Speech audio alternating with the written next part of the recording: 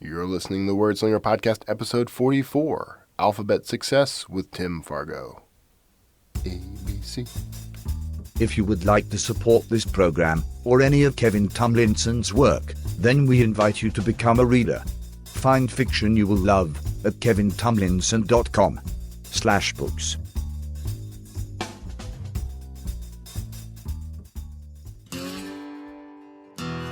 It's the Word Slinger Podcast, where story matters. Build your brand, write your book, redefine who you are. It's all about the story here. What's yours? Now, here's the guy who invented pants optional, Kevin Tomlinson, the Word Slinger. Word Slinger. Hey, all of you out in word slinging, listening land. That's a really long name for a land. So, how's everybody doing? I hope you're having a great week. I hope you're, if you're listening to this, you may be listening on the day it releases, which is a Friday. So, I hope you have a great weekend ahead. My wife Karen and I actually this week we got the house on the market. That's been big news around here. It looks great. It's so sad actually because now that we've done all these things that were on our to-do list for the past 4 years, the house is gorgeous and we don't even get to really enjoy it. We're gonna have to ditch as soon as somebody buys it. So, and we keep having to duck out for these showings. I don't know if you are not familiar with the process. It's interesting. It's a weird feeling to get a notice that tells you basically get out of your house for a couple of hours, and then to come back, later and find little signs that someone else has been in your house. It's a little weird, I have to admit. And Karen and I we're sort of we're weird about our we're weird about our home. Like we want to control every aspect of it. Whatever. It's not healthy, I guess. So. But big changes, big things are changing in our lives. This RV plan that we have, it's really starting to materialize. It's really cool. I'm so excited about the whole idea. I put a few finishing touches on some plans yesterday that are really going to help us out with this. And the plan for me, honestly, is to write more books while we do this. I'm trying to kind of get the client workload down and the book sales up so that that's paying for our living full time, and that ends up being the only work I really have to concentrate on. And every author would like that, right? But this move to reduce our overhead and to move forward on this plan, I think it's gonna work. I think if we keep looking at it, I keep kind of juggling things, crunching numbers, and playing around with new ideas and new plans, and I think it's coming together. So really excited. Now, of course, you're going to hear all about this stuff as I go. If you follow my blog, I'm going to be writing about it. If you are a listener, of course, you'll hear about it, and I may do some on-the-road special episodes every now and then that are less interviewee and more here's the behind the scenes of the RV lifestyle. So if you want, if you don't want, you should let me know. And of course you can help support that with a book. You can buy one of my books. That would be really cool, actually. And right now you can kind of get into my fiction for free, actually. If you go to kevintomlinson.com and register on any given opt-in box, just any one you find, you will get some free fiction. A couple of my best books for free, actually. So go check that out. I'd love to have you on the list. You can do the same thing at wordslingerpodcast.com. And then from there, if you like what you read, I got plenty that are sitting there waiting to be bought on Amazon, on Apple, on Barnes & Noble.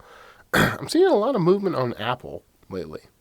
That's been kind of cool, and I'm actually gearing up to do a big promotion on Apple in September. So be on the lookout. I'll be giving away one of my books, and they're going to do a big promotion for their starter series, or series starter. I'm sorry, their series starter block on the iBooks store. So that's going to be fantastic. So tune into that.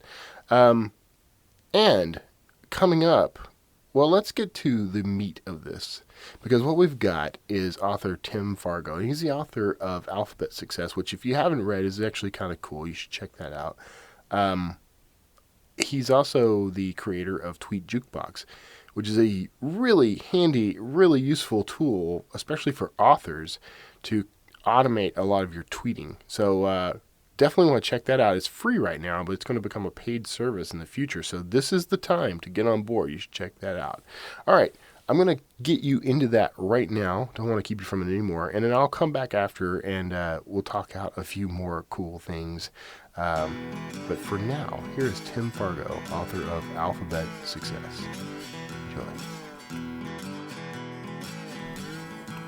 Hey everybody, thanks for tuning in again. Now today I'm sitting with somebody. Actually, I've been following this guy on Twitter for a while, and I got to be honest, I don't know at what point I connected. I think I may have read a book or a blog post or something and just hopped right on and started following him, and you probably will too. I'm talking to Tim Fargo, and he's an author. And after a few mistakes he made that led to bankruptcy back in '91, he came back and started a business in '96, which he sold a few years later, 7 years later, for $20 million, which is no small feat. And after taking a break from writing his book Alphabet Success, he's up and running again. He started a startup called Tweet Jukebox. That may be where I heard of you, Tim.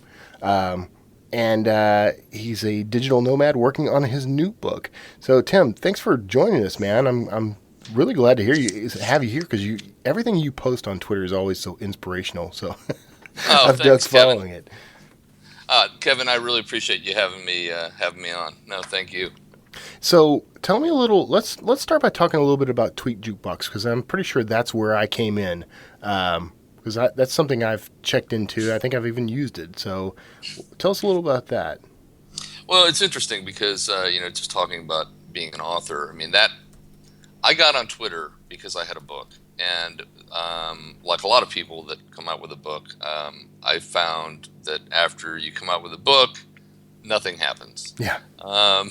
So a whole lot of nothing, really. Yeah.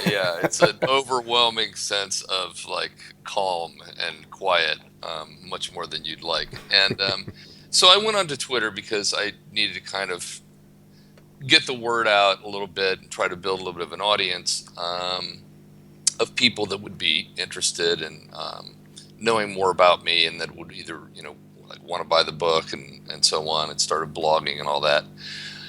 But with Twitter, which is my preferred social media platform, I was spending an inordinate amount of time scheduling tweets and things like that.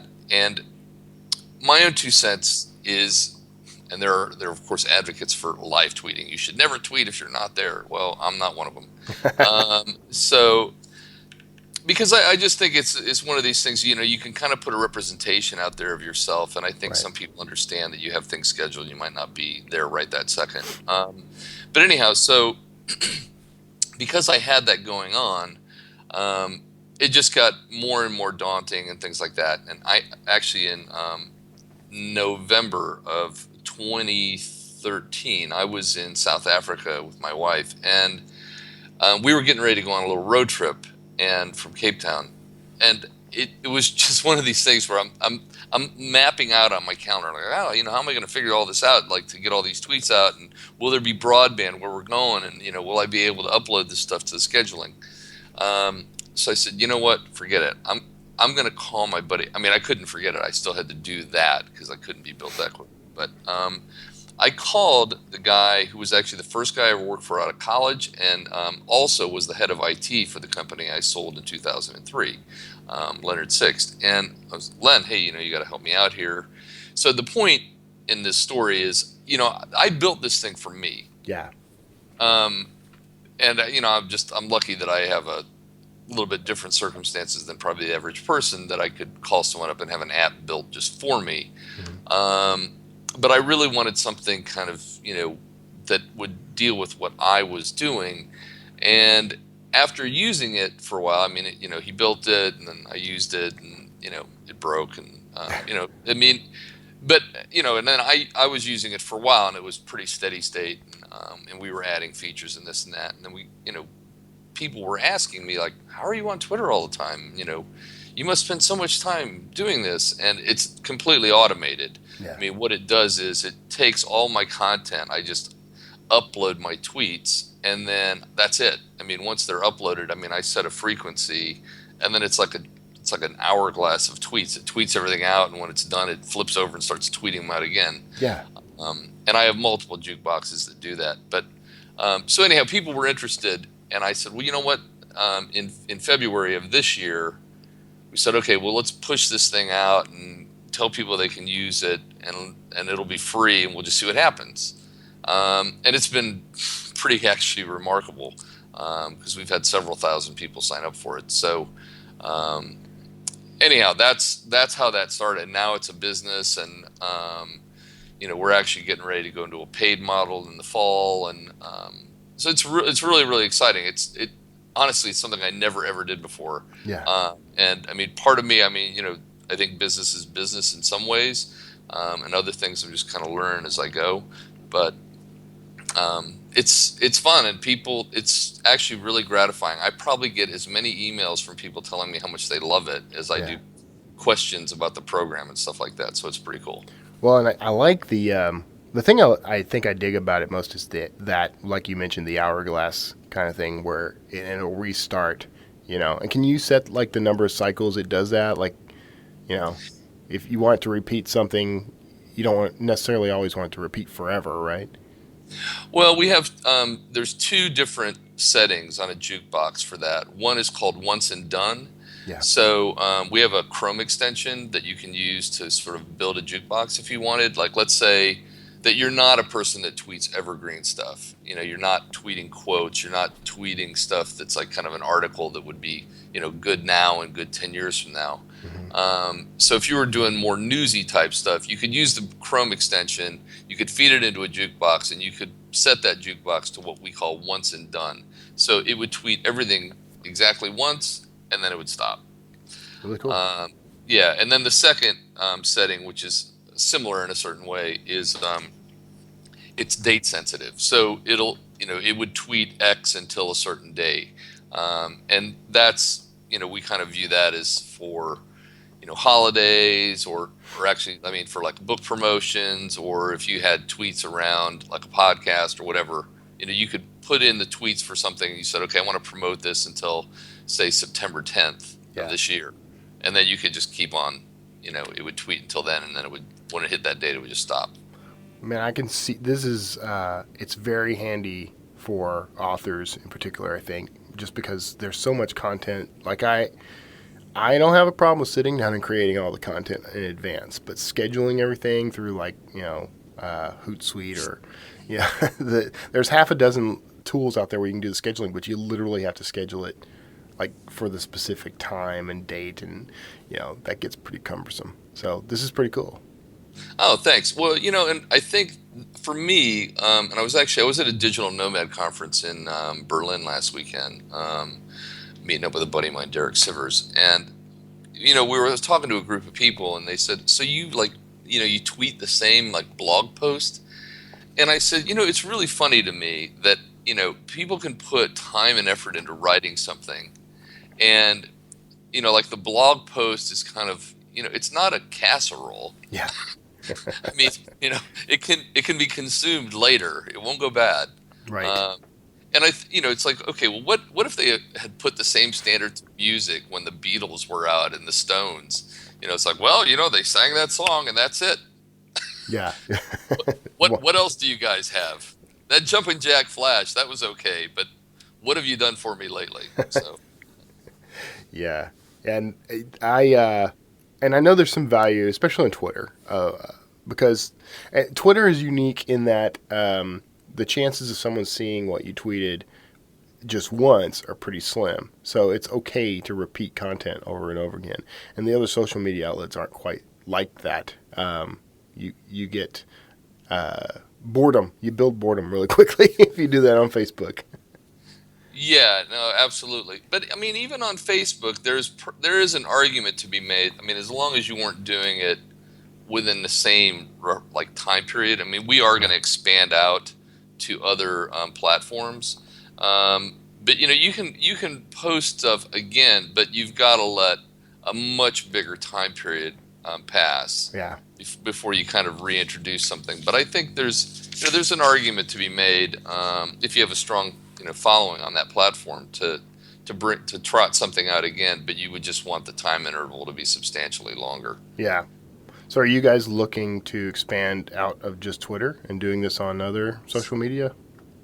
Yeah, I really don't want to put any limit to what we're going to do, because Yeah. I think it's a really interesting time with social media, and I think there's a lot of platforms, and I think that the idea of posting to all these places is pretty daunting, and the way that I'm looking at it is to kind of like social media neutral, in the sense that, because I'm sure in 5 years there'll be platforms we're not even talking about Yeah. right now. Yeah. Right. So it's kind of neutral in that context, but it's just a content delivery system. Yeah. Is how I look at it. So that it would bring back out things that are kind of your greatest hits or whatever, and allow you to continue distributing different pieces. I mean, because over time, if you're a content creator, you're going to keep coming out with new stuff.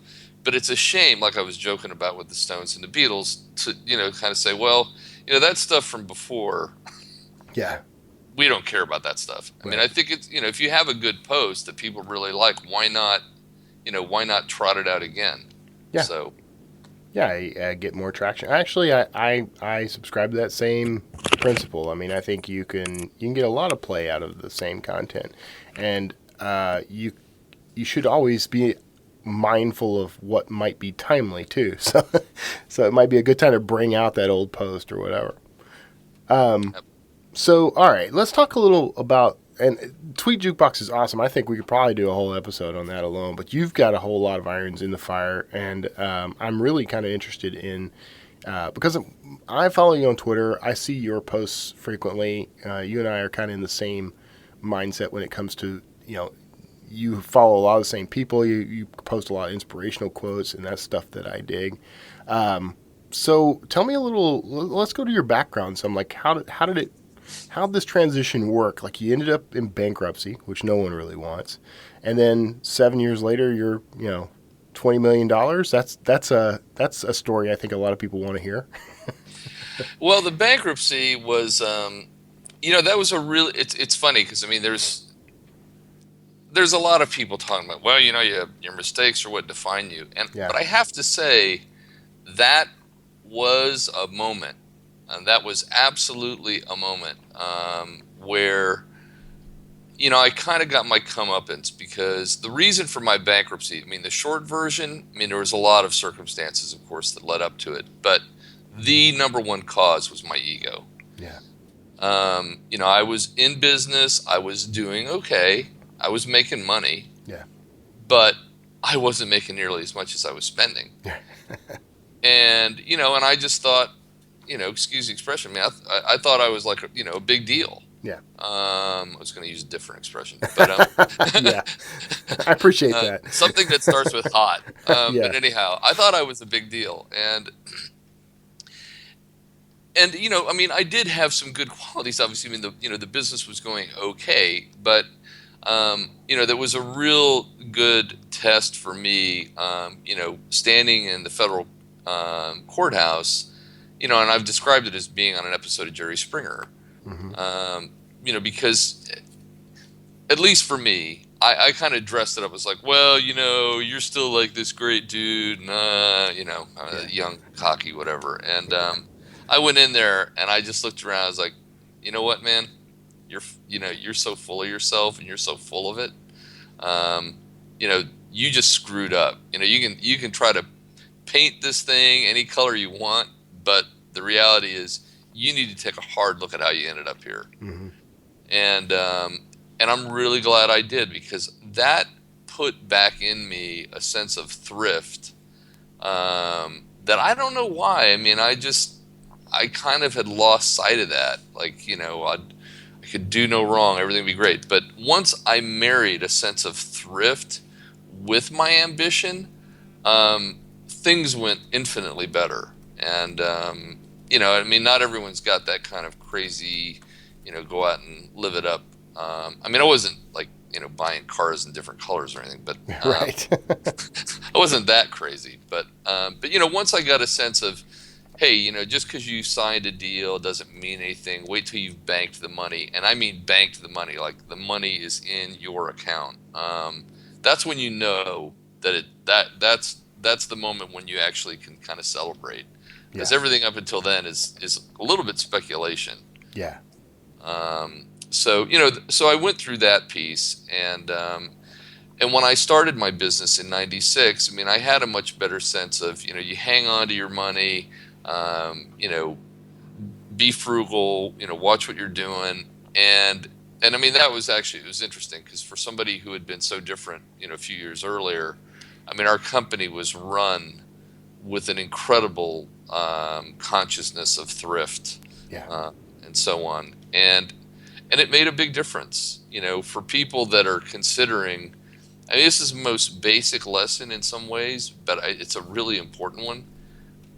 Is just controlling your outflows, because you know people talk about persistence, and persistence is huge. I mean, I'd say it's probably one of my greatest assets.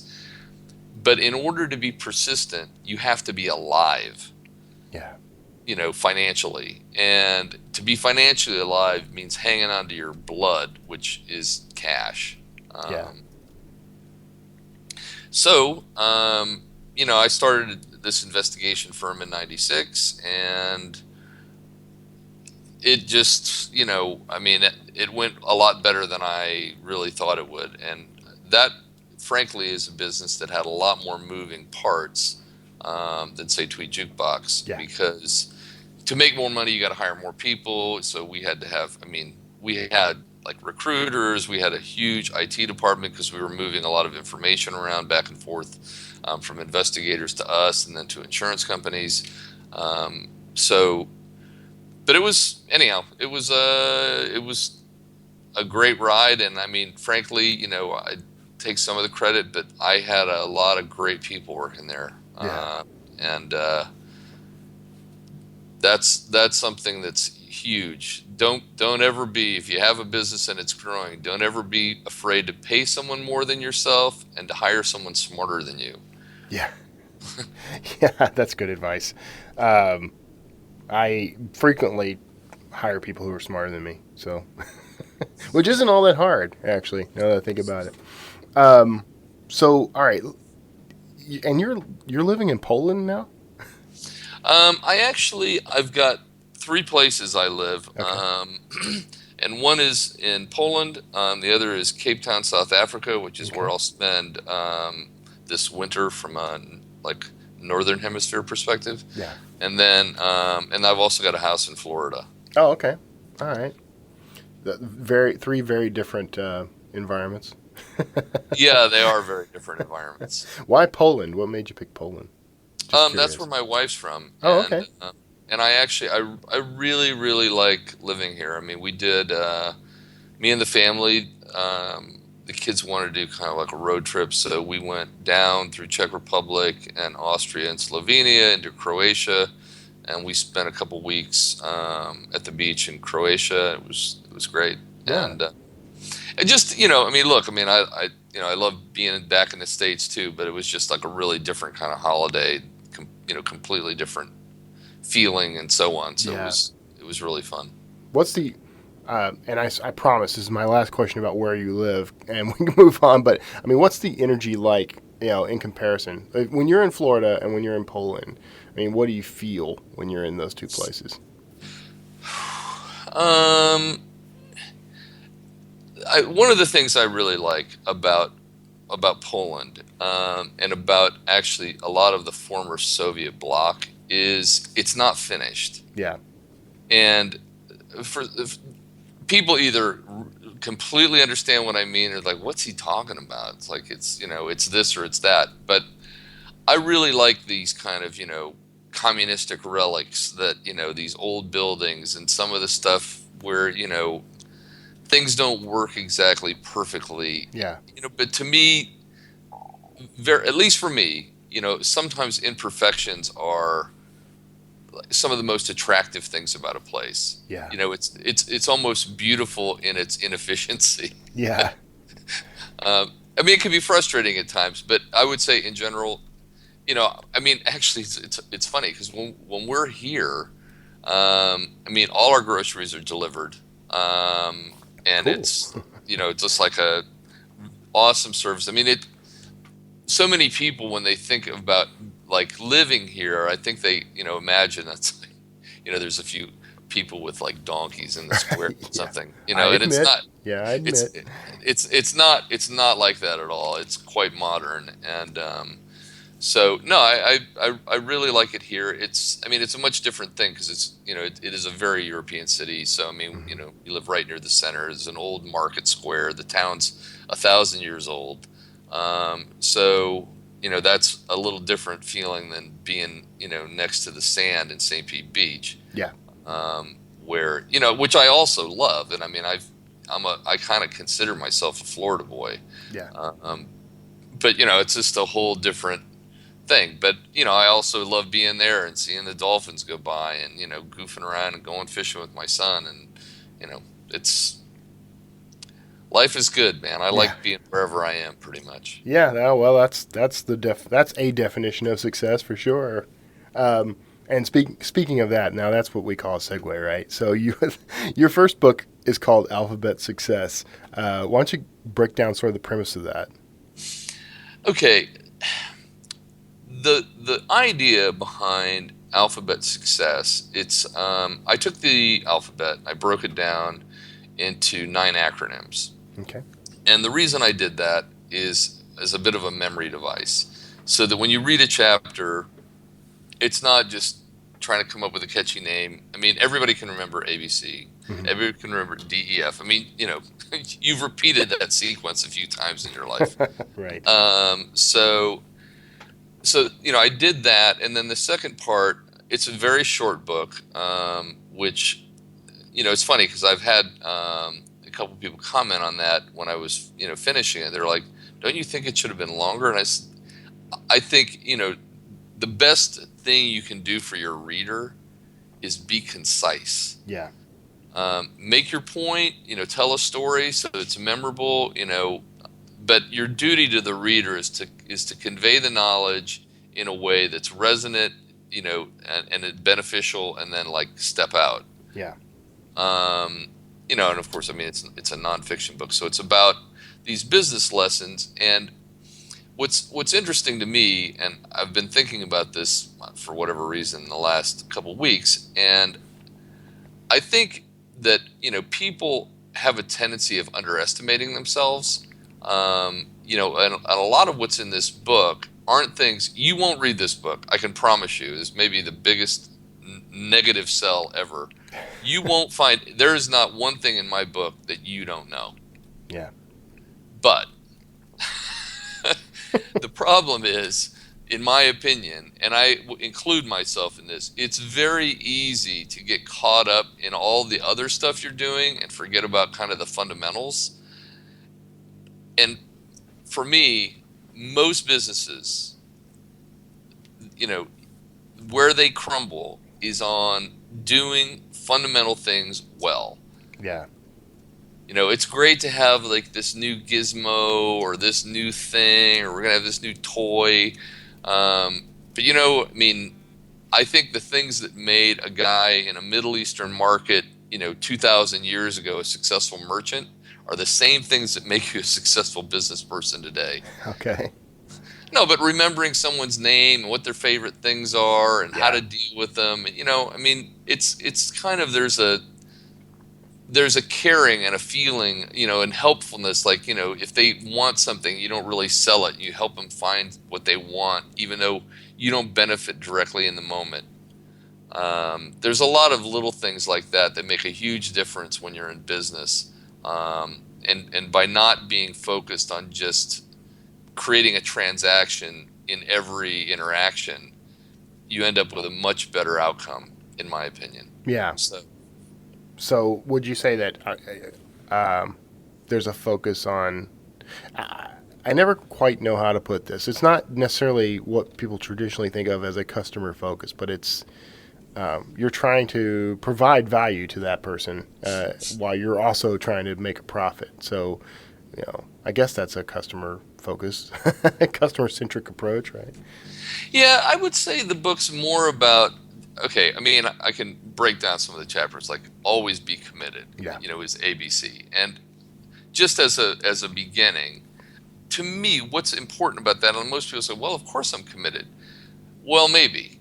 I think there's going to be times where, as an example, let's take Tweet Jukebox. I do all the customer support. Mm-hmm. Okay, and I'm not expecting big accolades for that. I mean, it's my business. But there's times where I've been working all day, it's 11 o'clock at night, and I'm getting ready to go to bed. Mm-hmm. And maybe I haven't hit refresh on the support email for like 2 or 3 hours. So, there's probably some mails there. And, sometimes for whatever reason, I mean, the software hasn't had any bugs or problems for quite some time, but people get frustrated because they don't understand something. Yeah. So sometimes when you open a support email, it's not always like the most friendly mail that you've ever opened. Yeah. So, I'm staying with this commitment thing. So it's 11, 12 o'clock at night, and I'm opening an email, and someone's just blasting me. And there's a part of you, of course, human nature, that just wants to, you want to strike back, Yeah. which is completely the wrong thing. But where commitment comes into it is, it's my duty to the people that have taken the time to, try the software and use it. And it doesn't matter what I think about their level of expertise. They were interested enough to try it, and then when they got frustrated, they remained interested enough to take the time to write an email. Yeah. Now, maybe by the time they wrote it, they were a little steamed, and some of that's getting blown off in the email. Yeah. But, staying with this idea of the commitment is, even when you're doing stuff like that, where you're holding your tongue and you're doing the right thing, because trying to put yourself in the other person's shoes, they're just trying to figure out their problem. Right. And they want your help. And so, there's no glory. I'm sitting in my apartment, responding to a customer query or complaint. So, there's no fanfare. There's no ticker tape parade or whatever. Right. It's the blocking and tackling. And I think, sometimes that stuff isn't, it's not always fun. I mean, parts of it are very fun, but it's not always fun. So, and I think that, just as an example, there's one place where just staying committed, remembering why you started, even when things are not going your way. Yeah. That's a really big thing, because it's easy to start cutting corners because you're frustrated or you're not enjoying it as much. And then DEF is, don't ever forget to say thank you. And that might sound to a lot of people like, of course I say thank you. Yeah. Of course I do. And I can tell you, I mean, I travel a lot. I go into a lot of restaurants. I use a lot of rental car companies. I fly on a lot of airplanes. I get thanked in a way that's, thank you for flying United. Right. Have a great day. Right. It's very rote. Yeah. So, But I'm talking about a thank you where, somebody takes the time to do something a little extra for you.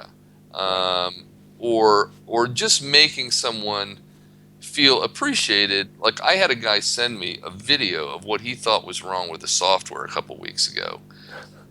And some of it was not that interesting to me. But, hey, keep in mind, this guy took a lot of time. This guy queued everything up, and there was some gold there. As much as I'm watching part of him go, I know. But he doesn't know that. Right. So, I was extremely thankful. I mean, for someone to take that kind of time is huge, is absolutely huge. So, but take the time to articulate it in a way that it doesn't just come across as, part of the salutation or whatever of your email. I mean, make the person feel like, hey, wow, that was incredible. I mean, say it, and mean it. So there's a lot of lessons. I mean, that's the book, is just things like that, where it's so easy to say, oh, I meant to, I was gonna, and those people, they're your reason for being. Right. And, I think it's easy to get complacent and you're busy or you're in a bad mood or something happened. It's like, you got to take care of that always, no matter what, good, bad, or indifferent. Even when you don't even like the person, doesn't matter. Yeah. That doesn't factor into it. Yeah. How do you have any tricks for like, calming yourself down very quickly and not responding the way you really want to respond? I think it's important to remember the last time you were really mad Yeah. in a customer service situation, and it's very easy. Like, let's say, people make all the jokes about, calling Dell or someone like that, and then, getting someone in, India or the Philippines or whatever on the phone, and, the person not being that helpful, whatever. And it's, sometimes it's easy because, you can't get them off their script, which is what, but they've probably got a supervisor who's standing behind them, like ready to pounce if Right. and that person can fire them. So, it's very easy to get frustrated in those situations. And, usually you're not really mad at anyone. Yeah. You just want help. But it's, and I think that depending on the person, some people are more resourceful than others, but when I get a support email, if I start to get steam, like, look, there are times when I think the person's being completely disingenuous, and but I still keep my cool. But 99.5% of the time, they just want help. Yeah. And I think it's important to remember that it's not you. They're trying to get something done. You have no idea. They could have their kids screaming in the background. Right. They got a social media project from their boss. They're trying to do it at home. They decided to sign up for your software. Now they can't figure it out. And it's just that moment, and they just start typing in all caps and stuff, Yeah. So Yeah. just keep, kind of like you have to detach a little bit and just remember that, like I say, they're just trying to solve a problem. Yeah, it's sometimes you forget that there's a human being on the other side of the screen. Well, and it's easy to do, but I will say that I've had people email me back and say, I'm really sorry. Yeah. I was rude to you, but you were completely cool back to me. Yeah. I was like, hey, I'm just doing my job. Yeah. That's what I'm supposed to do. And I think, and my audience is composed of a lot of small business owners, authors, and that sort of thing. And so I think that's something they have to deal with frequently. I deal with it. I sent out a campaign, an email campaign yesterday or day before yesterday, and the responses, some of the responses just floor me because these are people who actually registered on the site, or somehow got on my mailing list, and some of them act like they've never heard of me, and they treat me like I'm somehow intruding in their lives, and report me as spam and that sort of thing, and it's unreal. And my first reaction is always to want to lash out, but you have to kind of pull back, rein back, because I think most people, when they write that stuff, aren't really thinking of you as a human being. They think they're going to get, I don't know, your automated customer support program or something. Well, I think there's that, and and it's interesting. I've even had it was actually on Twitter. It wasn't on the help desk, but Yeah. I had a guy who was just I wouldn't even anyhow, it wouldn't be appropriate for me to tell you what he said to me. Okay. And and I just responded, and I said, like, everything all right? Yeah. And he said something like, what do you mean? And I said, and he just fessed up. The guy, he said, oh, I was, pretty drunk last night. Yeah. So, and that's what I mean. Like, on one hand, they don't think about who's there, but it's very easy to, like, maybe not to realize the guy's on his second bottle of Chardonnay, Right. or whatever. He's on his, like, 10th Jack Daniels. Yeah. So, it's like, maybe he's not typing in all caps because he's mad. Maybe he just, like, doesn't even notice it's on anymore. So It is kind of funny that we read so much into something like all caps. Like, we automatically read that as they're yelling at us, when it could be the first thing from the truth. I actually have had clients who I don't think they knew how to type any other way. If it wasn't in all caps, it didn't feel like they were making their point. So, Well, here's a good point on that, and actually talking about like keeping yourself calm. Because I had a guy, I don't know where he's gone off to, but for the longest time he interacted with me, and he always did it in all caps. And I finally just said, "Hey, just curious, why always caps?" And he was disabled, oh, okay, yeah, that's something to and consider. and for whatever reason, it was just he preferred to do that. And I thought, who am I to say? So. Like, Yeah, it's you never know like what's going on the other end. right. I'd imagine that has to be easier than trying to do everything. You know, hit shift and another key, and especially if you have to do this like peck it out a letter at a time. Right, exactly. Definitely something to consider. So, all right, how do you, as an author, because I have a lot of authors listening. So, what's your approach to marketing, like Alphabet Success or any of your work?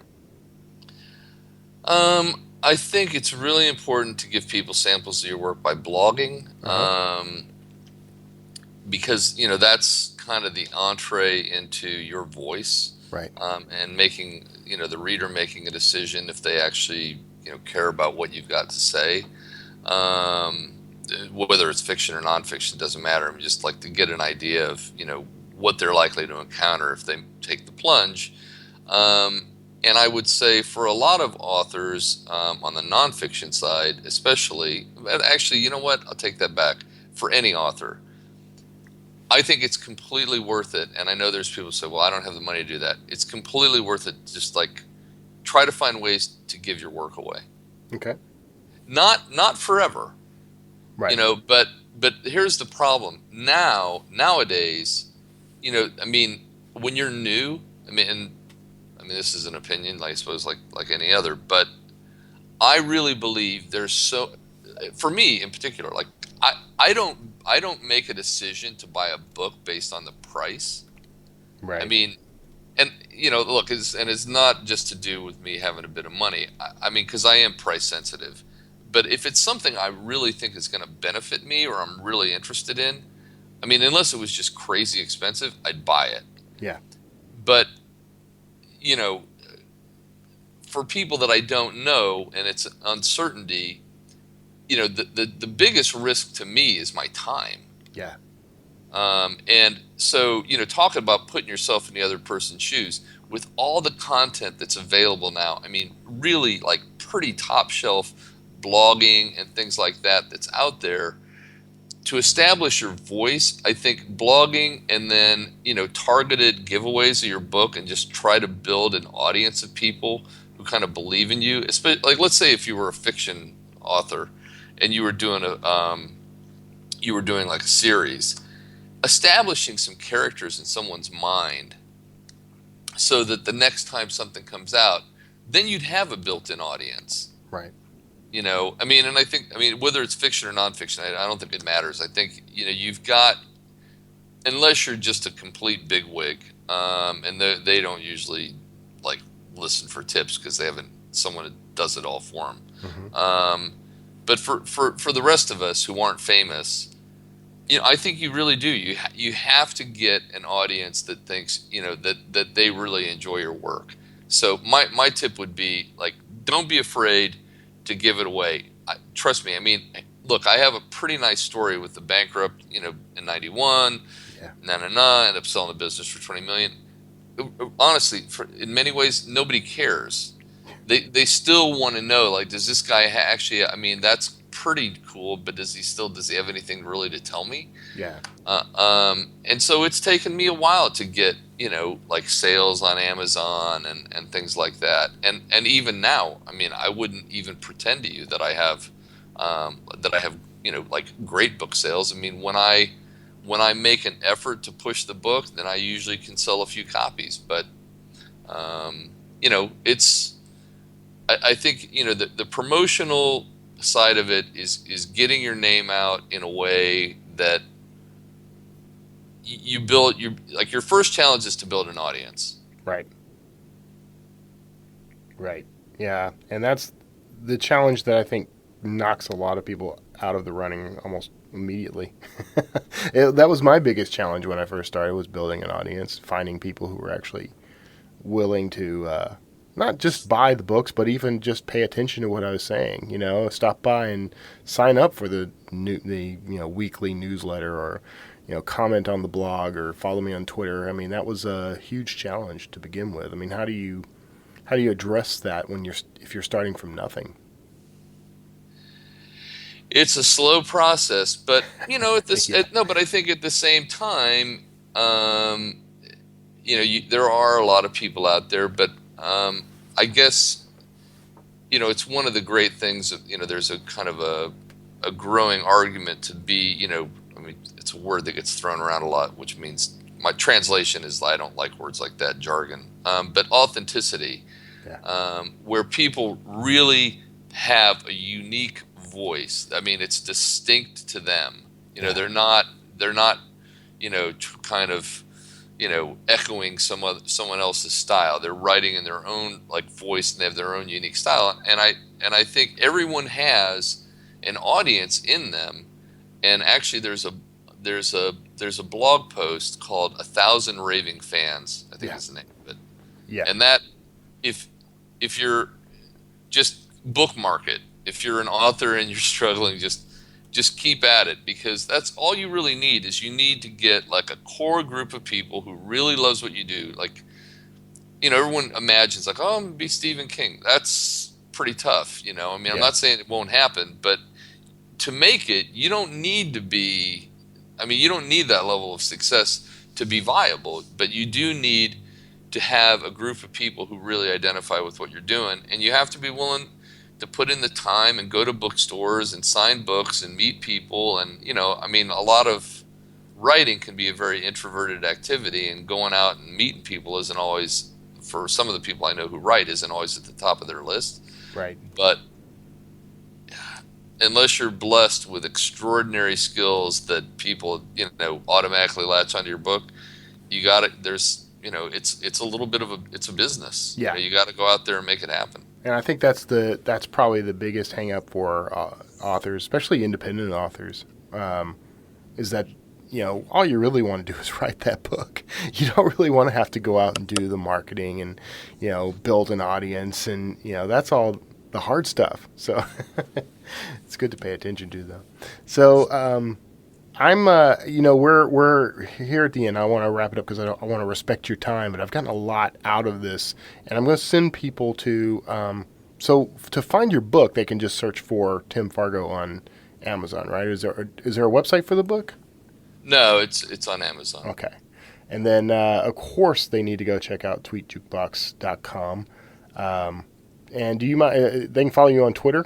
You mind if I give that out? Or No, okay. Absolutely. Go for it. At Alphabet Success on Twitter. And it's worth following you, man, because, I will find sometimes that, sometimes I have a crappy day or whatever, and I'll kind of just tune into Twitter just mostly to tune out, actually, and then I'll find something kind of inspirational, or you'll remind me of a quote I've read before or whatever. So you're kind of a pleasure to follow on Twitter, man. So I appreciate that.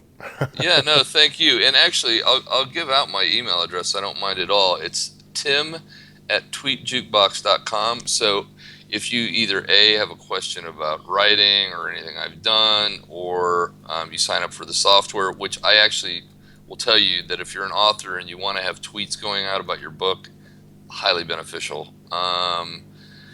But anyhow, at tim@tweetjukebox.com, feel free to send me an email if you have any questions or comments. I'm always happy to hear from people. That's fantastic. Well, you heard it here, man. Thanks so much for spending your time with us. And everybody listening, stick around for the wrap-up. And you can, of course, find links to everything Tweet Jukebox and Tim Fargo in the show notes for this episode. And we will tune in with you next week. And thanks a lot, Tim, for being with us on the show, man. I appreciate your time. All right, Kevin, thank you for having me on. I appreciate everyone that was listening today. All right, take care, everybody. All right, bye now. So that was Tim Fargo. I've been tinkering more with Tweet Jukebox since that interview, because it actually is very cool. I love the way it works. You can set up a series of tweets, and you can actually, there's like starter packs so that you have some constant engagement going on Twitter. But you can, pre-write and post a series of tweets and have them just repeat as often as you like you can randomize it a bit. I mean, it's really kind of cool. I like it. I think that if you're an author, it's a great way to engage with your audience because, well, this is how I do it. This stuff goes out, and I don't actively tweet these days. I used to a lot more. I'm actually on Facebook more, but trying to kind of keep up with everything, it becomes cumbersome. So what I do is I set these tweets up in advance, and I might do some clever sayings, and I try not to spam Twitter with buy my book stuff. That's just annoying. It's not useful. It'll actually turn people off. But I may occasionally do a quote from one of my books, or I promote someone else's stuff, or whatever. I try to just be cool about it, and I can set all that up in advance, and then it'll retweet that stuff for me. And then, Twitter moves so fast, you get a fresh new audience like every, few minutes, really. So if I have that stuff popping up like once every other hour or whatever, and someone comments on it, retweets it, likes it, whatever, there's my engagement. I get the notification on Twitter that someone's done that, and then I can hop in and respond and say, something pithy or whatever. So there you go. I mean, it's a clean, easy way to kind of keep engaged with Twitter traffic. I'm looking forward to versions for Facebook and other social media outlets. But to be honest, I spend so much time on Facebook as it is, and I respond to everything, and it's much more immediate. I don't know. Social media, man, it sucks your life dry if you let it. So just be careful. But great resource.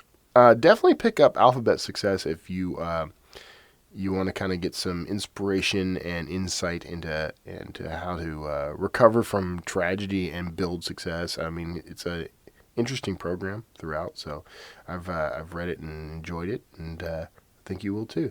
So now, I don't have any questions or emails this week. Not really. Did I? It seems like I got asked a couple of questions, but I can't remember if I've already answered them on air or not, so I apologize. I will check that. I was thinking I might do a whole special episode one day of Q&A, so look for that in the future. But if you do have questions, now you should call me. 281-809-WORD, 281-809-9673 is the number, so you can leave me a voicemail that I can happily play on air. Funny enough, no one has done that yet. In 44 episodes, no one has called and left me a voicemail. What's wrong with me? Why, everyone? But I do get emails. I get things on Twitter. I get things... I've had text messages. It's weird. I get text messages. You can text 281-809-WORD with a message, and I will get it. So if you want to try, I didn't know that I could do that, but if you want to try that, if that works better for you, go ahead. I dig it. You can also email me from the website at wordslingerpodcast.com, and you can leave a voicemail from there using SpeakPipe. No one's done that yet either. So lots of ways to contact me, but I am, we're entering a whole new phase of our lives here. And people ask me, like I literally had someone ask me yesterday, when do you sleep? Which is, the answer to that is hardly ever. No. No, honestly, I never thought about it before, but, I pretty much do all the jobs. Like when I write a book, I write, I write my draft. I do my first round of edit is me, and then I send it to beta readers to get a better edit. And then I do layout, and I do the cover design, and I do all that stuff because it's stuff that I've done, my entire career, and I enjoy it. A lot of people will advise you against that. And I would too, actually. To be honest, it's a lot of additional work, and if you can just throw a few bucks at someone to do those things for you, it'll save you a lot of time and stress. And I may start outsourcing some of it just because... I don't know. I enjoy my covers, though. It's kind of like the finish for me. Like if I were a woodworker crafting something, that would be the sort of lacquer and finish to really make the whole thing pop. It's kind of relaxing, actually. Once I've told the story, I can go and build this really cool cover, and then the book is a book for me. So I don't know. I may not hand that off, but the other stuff, all the marketing and everything.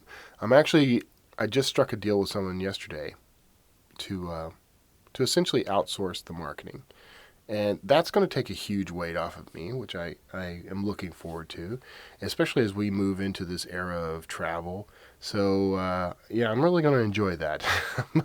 I'm gonna I don't know. And I told the guy, look, we can save a lot of overhead by me doing a lot of the creative deliverables or having my team do it. Like, I've got designers and copywriters at my disposal, so and I'd prefer not to have to pay for some things, so I'll do some of that work myself. But whatever. Sometimes you got to invest in your business. I mean, that's what it is.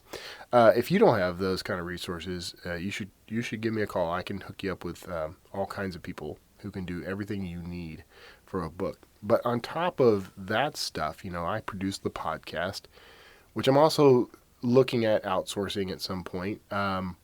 Because honestly, the easy part is sitting down and recording these sessions. That's not tough at all. And the interviews are dead simple. It's just scheduling.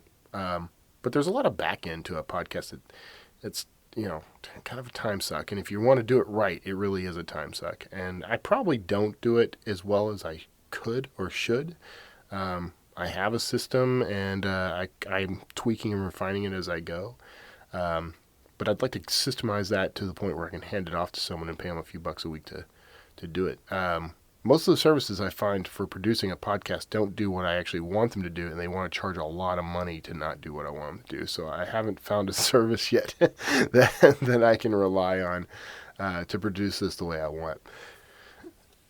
Them's the breaks. But yeah, that's a lot of stuff. So, I guess where I'm going with this is, how do I keep all that spinning and organized? And I have a variety of tools, and I thought you guys might like hearing about them.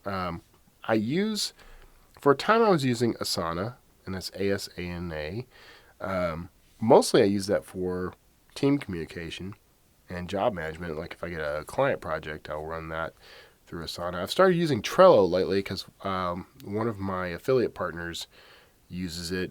He's in a video production business, and I've been doing some copywriting for him. And it's interesting. I mean, I don't know. I'm resistant because I don't want to learn one more project management software. But I actually think that one's probably better than what I'm doing. So I may shift in that direction. But largely, my calendar is my go-to tool. I use iCal, and I have it syncing with Google Calendar.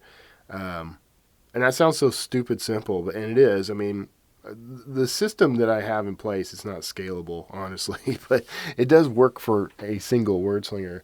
But, I use a series of, like, the Post-its on Apple's operating system. They have that. What is it called? It's not called Post-it. It's called Stickies. To just kind of jot down, like, show notes for the show, for example, while I'm talking to a guest, and then I can import that into a file that I use to write the show notes for for posting on the web. And then, of course, scheduling. I use a service called You Can Book Me to schedule guests on the show. And you can customize that with the hours that you're available and messaging that they get, that sort of thing. It's very handy, actually. It cuts through all the back and forth of, are you available this time? No. Are you available this time? No. And gets my guest on air faster. So those things together make up the bulk of the system, and I guess I could systemize that more. I could use Asana, for example, to take notes and do all the show notes and everything, and then just assign it to a producer and outsource that. So I may be looking into that, but the ways in which I keep organized are ever evolving. And I mostly rely on my calendar, and everything syncs to my calendar. So that's my primary tool. And if it ain't on the calendar, it don't get done. That's just the rule. So There you go. Sort of a behind the scenes and maybe not the greatest look into the organizational skills of the word slinger, but actually I'm a hyper organized person, so I think it all washes out. Anyway, I'm going to wrap this up, and we will see you next week with an interview I think you're going to love. I'm talking to Jonathan Mayberry, who's a New York Times best-selling author, and he's a comic book writer who's done a lot of work for Marvel Comics. So you're going to want to tune into that. It's a great conversation, actually. I really like that guy, and he was a lot of fun to talk to, and I got some insight into a world I really have always wanted to be a part of. So I'm kind of grateful to have that chance to talk to him. Coming up after that, I don't know the exact release date of the interview yet, but I have booked someone you're going to want to hear from. So I don't want to announce it until I actually have the interview in the can, but I want you to keep tuning in because you're going to really like this one.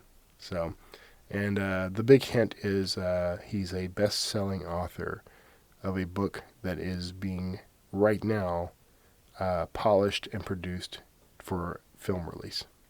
That's all I'm going to tell you. So stay tuned. And if that falls apart, it's going to hurt my feelings. I'm going to feel so stupid for announcing it, but I couldn't help it. I'm really excited. So stay tuned. Come back each week. These are going to just keep getting better, folks. I'm enjoying what I'm doing.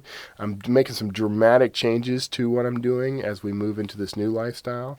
Getting better organized, getting more optimized, and it's going to be a lot of fun. So stick around, and thanks for tuning in. And we will see you next week.